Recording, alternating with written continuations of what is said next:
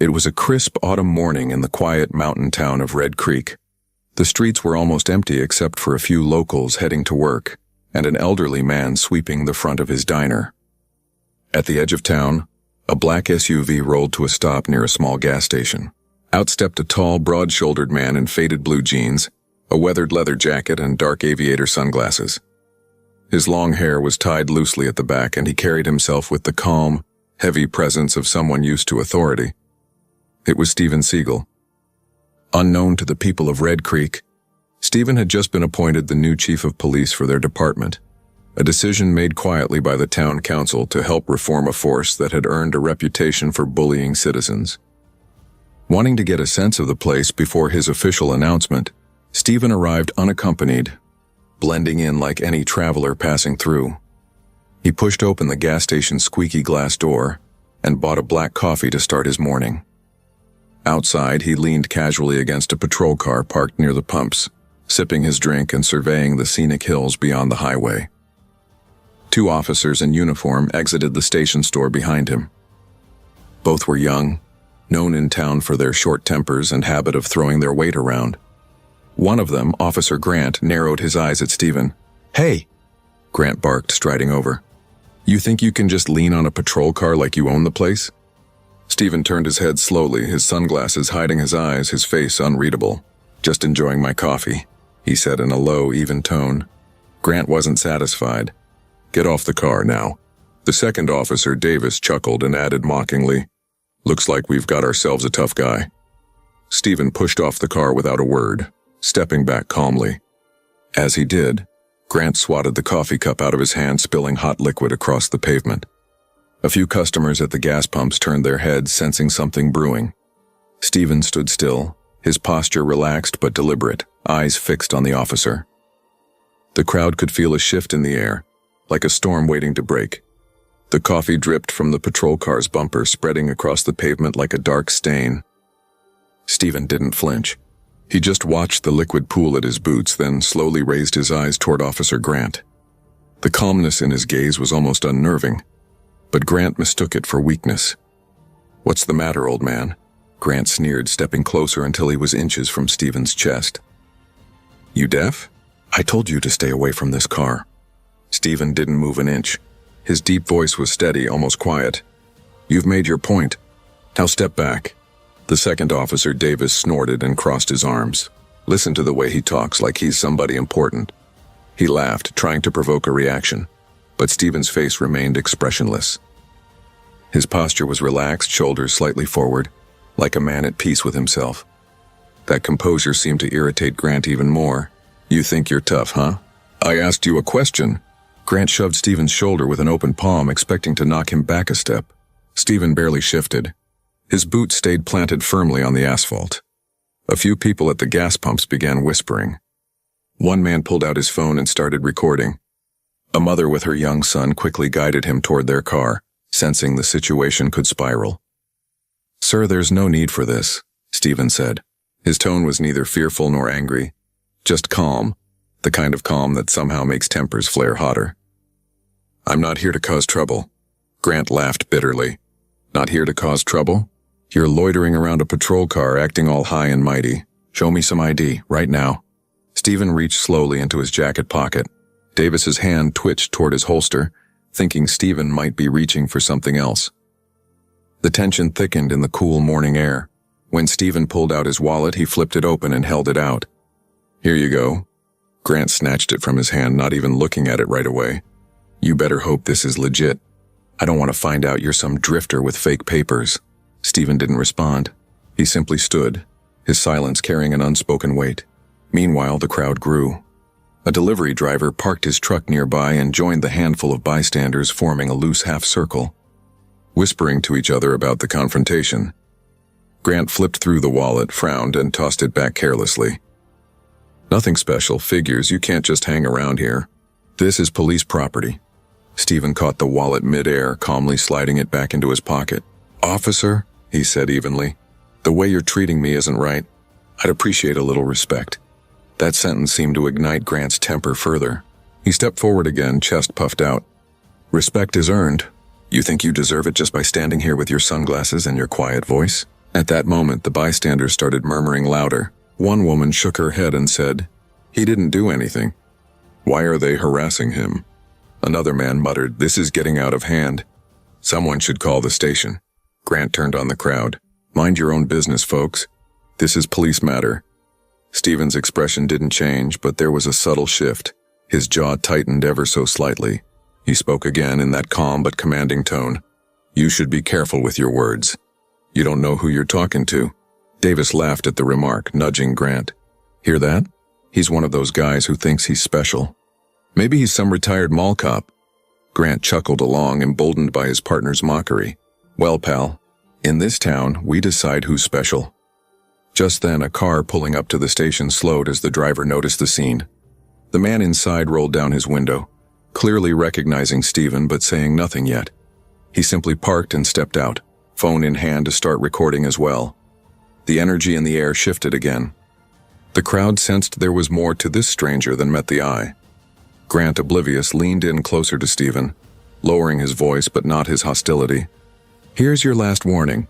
Get off this property before I arrest you for trespassing and resisting an officer." Stephen's head tilted slightly to the side. "You'd be making a mistake." The words weren't a threat, just a statement of fact. That quiet conviction unsettled a few of the bystanders, who were now openly whispering that they'd seen this man before. Davis folded his arms again. "Look at him, still trying to act calm. I say we haul him in and let the chief sort it out." Grant smirked at the idea. "Yeah, let's see what the boss thinks of you." Stephen let out a slow breath, eyes never leaving the officer's face. "You'll find out soon enough." The scene had become a spectacle now. Cars driving past slowed to see what was going on, and several more bystanders pulled out their phones, sensing something about this encounter wasn't as ordinary as it appeared. At that moment, the tension reached a new peak, the kind where even the breeze seems to pause, waiting for the next move.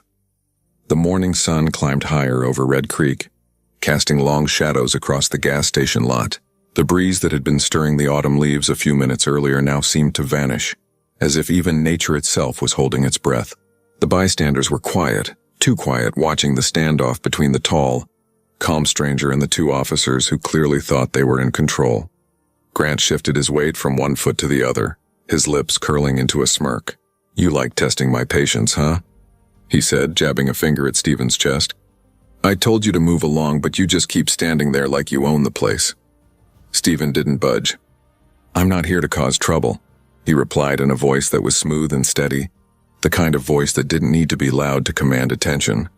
That calmness gnawed at Grant like sandpaper against his pride. The officer's smirk faltered for a moment, then came back sharper. "You think you're too good to follow simple orders?" From behind the pump, a teenage boy whispered to his friend, "Why doesn't that guy just walk away?" His friend shook his head. "I don't know, but he doesn't look scared. He looks like, I don't know, like he's in control or something."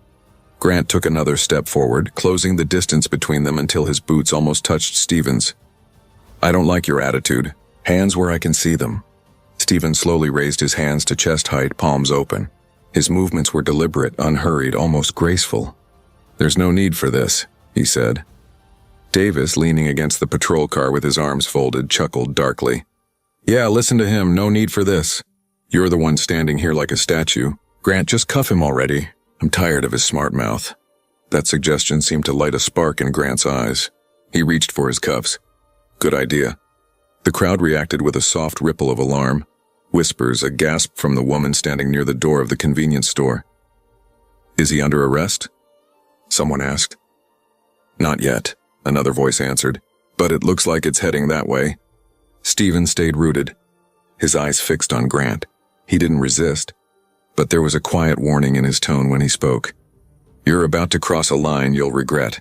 Grant barked a laugh, trying to hide the flicker of uncertainty he felt at those words. "Oh yeah, and why's that?" "Because," Stephen said, his voice dropping just a shade lower, "you don't know who you're dealing with." The words hung in the cool morning air, heavy and electric. Grant reached for Stephen's arm to spin him around for the cuffs. But before he could, Stephen shifted his stance just slightly, almost imperceptibly, but enough that Grant hesitated. It wasn't resistance. It was presence. Something about the way the man moved made it clear he wasn't some helpless passerby. Davis noticed the hesitation and scoffed. What's the holdup, Grant? Scared of the old guy? Grant gritted his teeth. Not a chance. With that, he grabbed Stephen's arm, gripping harder than necessary. From the crowd, the teenage boy whispered again, I swear I've seen that guy somewhere before. Movies, maybe? Maybe, the friend replied. He moves like a fighter. The tension escalated further when Grant gave Stephen a rough shove toward the hood of the patrol car. Stephen's palms touched the metal, but instead of resisting or stumbling, he turned his head slowly to look over his shoulder at Grant. That was your second mistake, he said quietly. Grant snorted. Oh, please. What's the first one? Spilling your coffee? No, Stephen replied, his gaze steady. The first mistake was assuming I'd let you treat me like that. The exchange sent a visible shiver through the onlookers. They couldn't quite explain it, but something in the way Stephen spoke, in his posture and his control, made them believe every word. A delivery driver, still recording, muttered under his breath, This is about to get real. Davis, trying to play the tough guy, circled around to Stephen's other side. Grant, I think he's bluffing. Let's see what he's hiding. Grant grabbed for Stephen's other arm, but this time Stephen stepped forward just enough to free himself without any sudden or aggressive motion. It was smooth, effortless, and somehow more intimidating than a shove would have been. Last warning, Stephen said. Step back. Grant's face reddened. He hated feeling challenged, especially in front of a crowd that was now openly filming and murmuring their disapproval. That's it, he shouted, reaching for his baton. The crowd collectively gasped, some even stepping backward. At that very moment, a man in a suit stepped out of a parked car near the edge of the lot. He stopped mid-stride, his eyes narrowing as he took in the scene. The look on his face said he recognized Stephen immediately, though he didn't speak yet. Stephen noticed him out of the corner of his eye, but kept his attention on the two officers. The tension had reached its boiling point. The baton half drawn, the crowd holding its breath, the stranger in the suit watching with recognition dawning in his eyes. The next few seconds would decide everything, whether this would end in violence or in revelation. For a moment, the entire gas station parking lot went silent. The baton in Officer Grant's grip hovered in the air, trembling slightly as if even he wasn't sure about his next move. Stephen stood as still as a stone, broad shoulders squared, his calm eyes hidden behind the dark lenses of his aviator sunglasses. Then came the first whisper. From near the convenience store door, a teenage boy nudged his friend. Dude, I swear I know that guy, he muttered, keeping his voice low but unable to take his eyes off the stranger standing in front of the two cops. His friend squinted. Know him how? The boy shrugged, nervous. I think I saw him in a movie once. My dad's into those old-school action flicks. Doesn't he look like that martial arts actor? The one who never loses a fight? The friend's brows furrowed as he tilted his head. You mean Steven Seagal? The boy nodded slowly. Yeah, that's the one. It can't be him though, right? What would a movie star be doing here? Their quiet exchange didn't stay quiet for long. A woman in her 30s holding her phone out to record overheard them and frowned as she studied Stephen's profile. Her eyes widened. Oh my gosh, she whispered to herself. I think they're right. Word began to spread like a ripple through the small crowd. People started murmuring, leaning toward one another with growing curiosity. Is it really him? No way, what would he be doing in Red Creek? Look at the way he's standing. It is him. Meanwhile, Grant and Davis remained oblivious, still locked in their standoff with Stephen. Hands on the hood, Grant barked again, though his voice wavered just slightly now, betraying his frustration at Stephen's refusal to react with fear. Stephen didn't budge.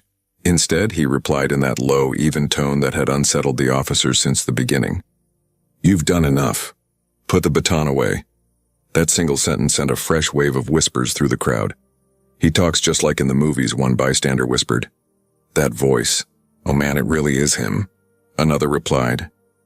Near the edge of the lot, the man in the suit, who had stepped out of the parked sedan moments earlier, was now walking closer, his eyes fixed on Stephen.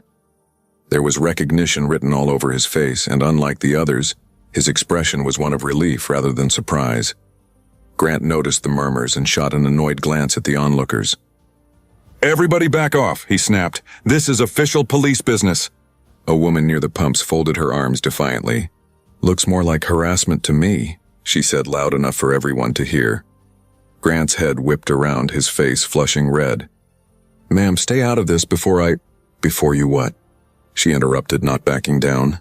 "He hasn't done anything wrong. We can all see that." The crowd's mood shifted. They were no longer just curious spectators.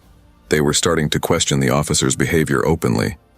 Davis stepped in to back his partner. "We don't owe you people an explanation," he barked.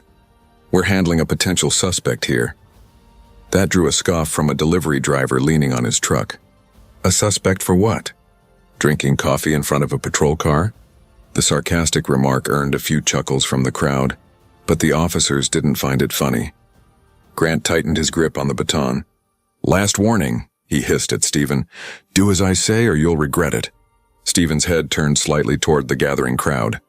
His calm voice carried enough weight for everyone to hear. "No one deserves to be treated like this without cause. Not in front of their families, not in front of their neighbors, not anywhere."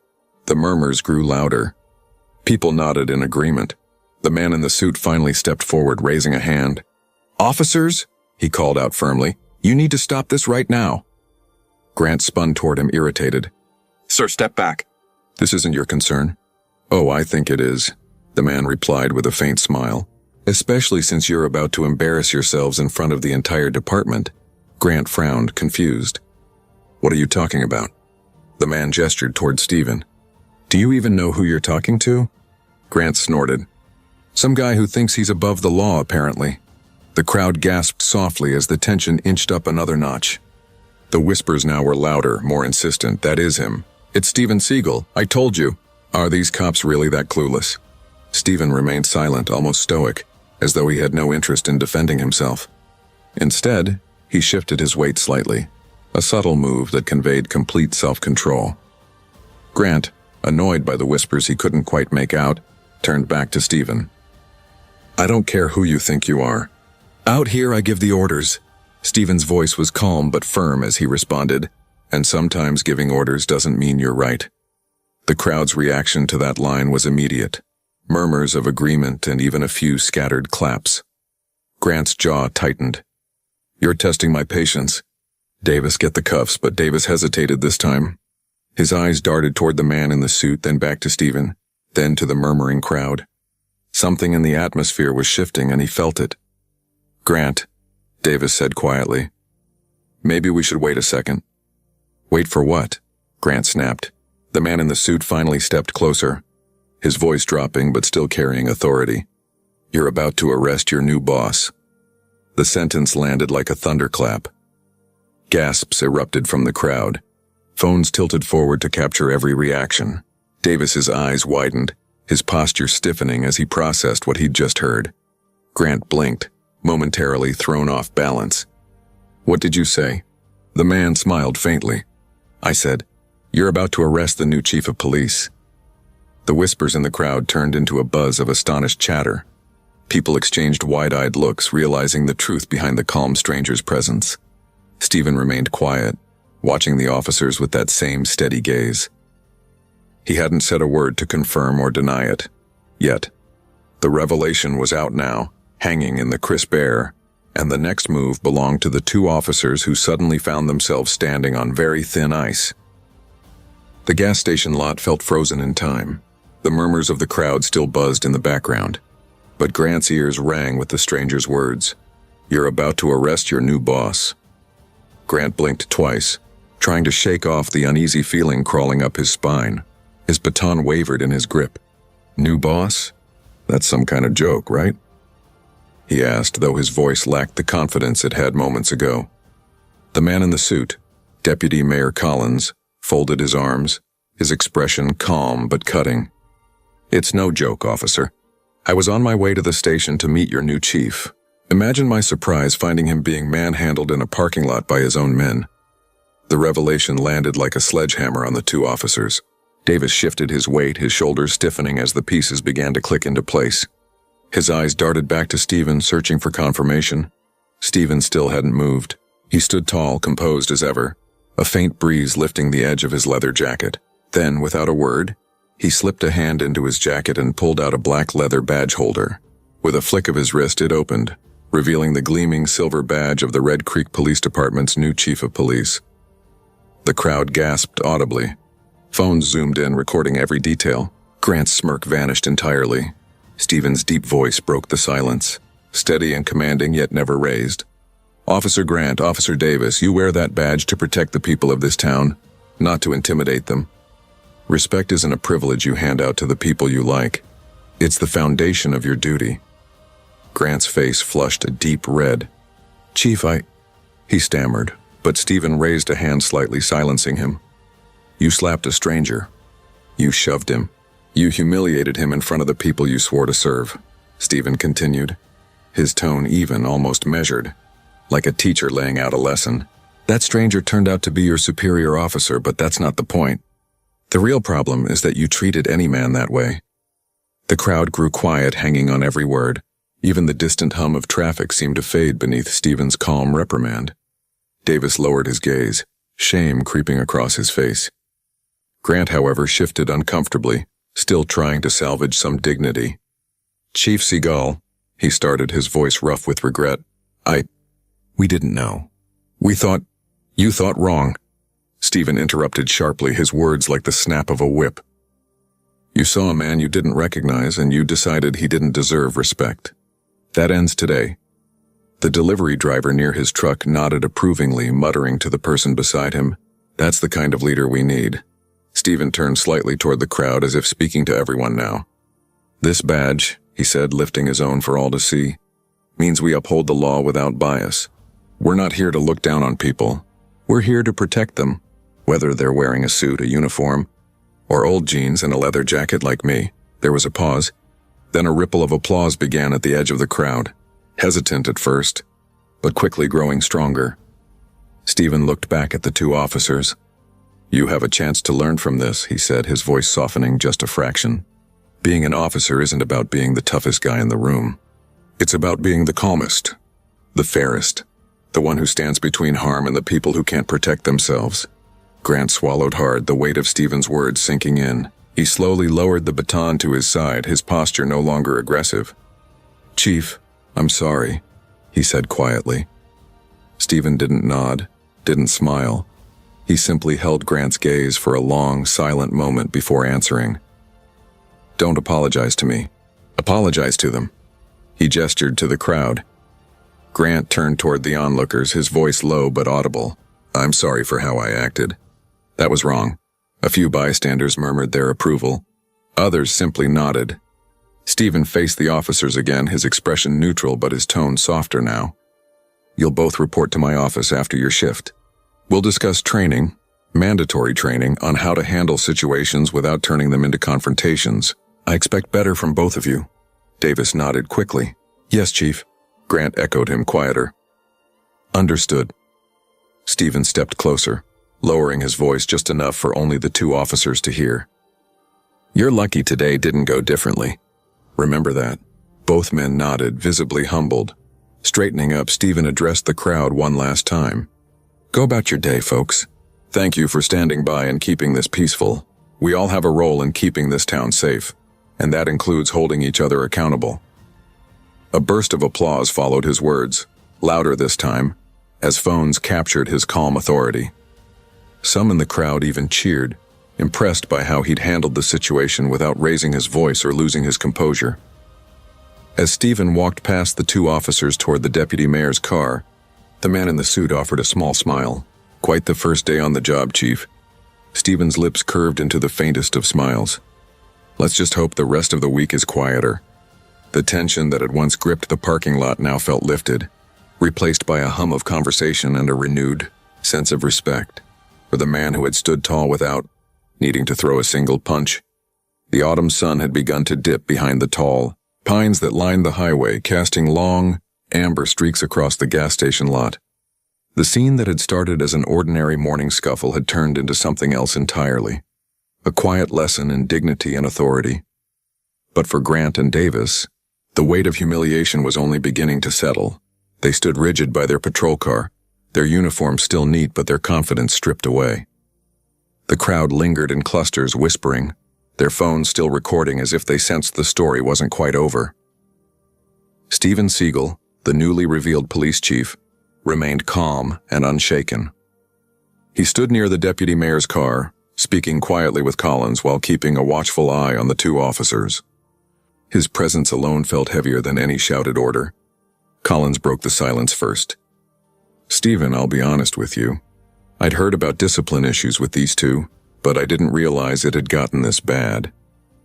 You handled that better than anyone else could have.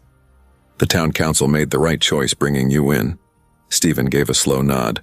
"We can't fix the culture of a department overnight," he said in his low, deliberate tone. "But we can start by holding the right people accountable." A soft murmur swept through the bystanders. A woman in a denim jacket who'd recorded the entire encounter stepped forward hesitantly. "Excuse me, Chief. Are you really going to do something about officers like them?" she asked, gesturing toward Grant and Davis. Stephen turned to her with that same calm composure.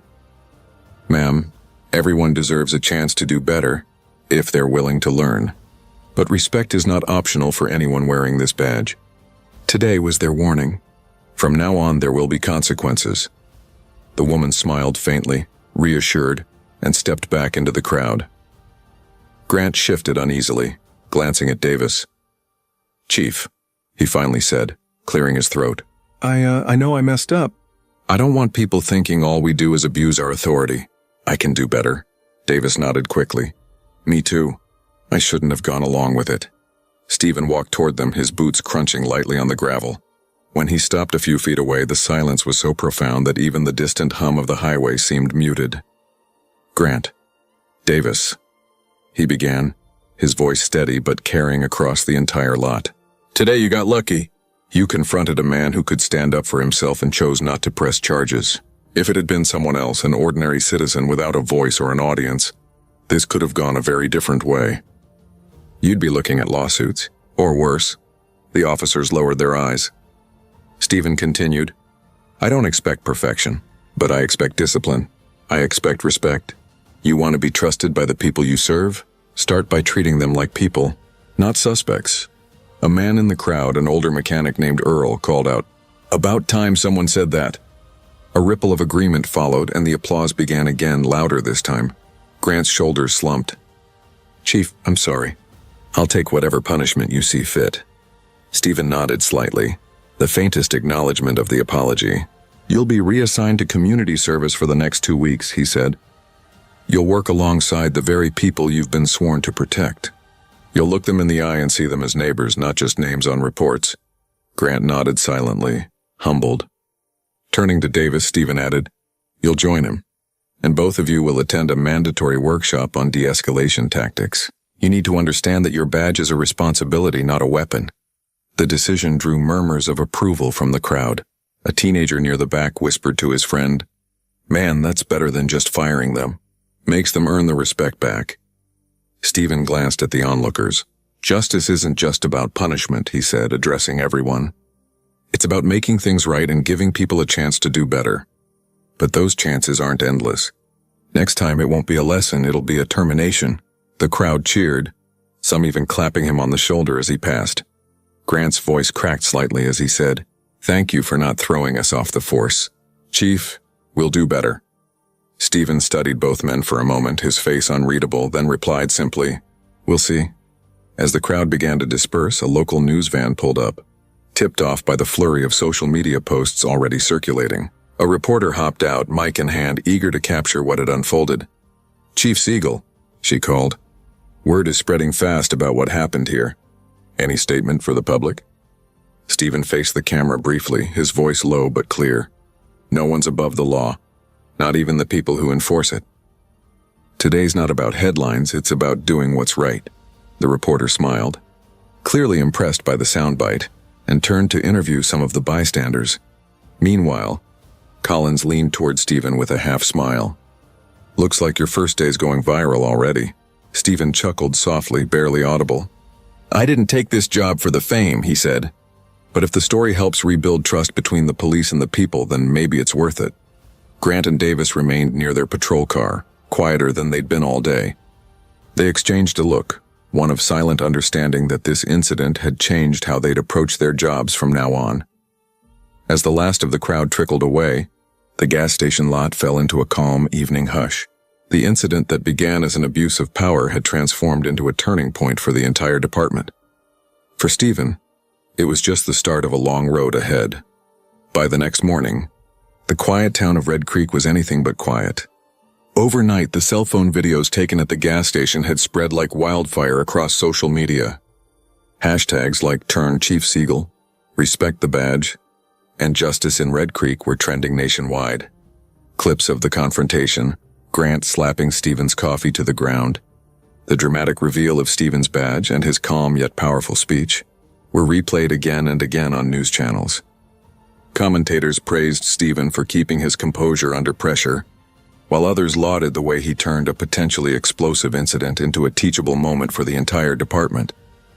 For Grant and Davis, the spotlight was far less flattering. Their faces were plastered all over the internet as examples of poor policing, and their inboxes were flooded with criticism. Both men stayed mostly off social media, ashamed but also determined to prove they could change. At the station, Stephen arrived early, his presence already setting a new tone. The atmosphere among the officers was noticeably different, quieter, more serious. A few of the senior officers who'd been skeptical of the town council's choice for chief now regarded him with something like respect. Grant and Davis reported to his office on time, looking far less cocky than they had the day before. Grant was the first to speak. "Chief," he began, his voice low and sincere. "I know I embarrassed myself, the department, and the town. I deserve whatever's coming." Stephen leaned back in his chair, hands folded. "You embarrassed the badge," he said evenly. "But yesterday you also took responsibility. That's a start." He outlined their reassignment: community service, public apologies, and mandatory de-escalation workshops. Grant and Davis nodded, fully aware they were being given a chance most chiefs wouldn't have offered. Meanwhile, in the town's diner, locals watched the news on a mounted TV. The elderly owner, who'd seen the incident unfold live the day before, said with a chuckle, "Never thought I'd see the day when a Hollywood star schools our own cops on respect." Outside, a group of teenagers held up their phones, showing each other clips of Stephen's speech. "This is the kind of cop I'd want in my town," one of them said as others nodded in agreement. Later that day, the deputy mayor held a brief press conference outside the station. Flanked by Stephen on one side and a few senior officers on the other, he addressed the crowd of reporters. "We want to reassure the people of Red Creek that the department is committed to rebuilding trust," Collins announced. "Yesterday's incident, while unfortunate, has highlighted the importance of accountability within our force. Chief Seagal's leadership has already made a difference."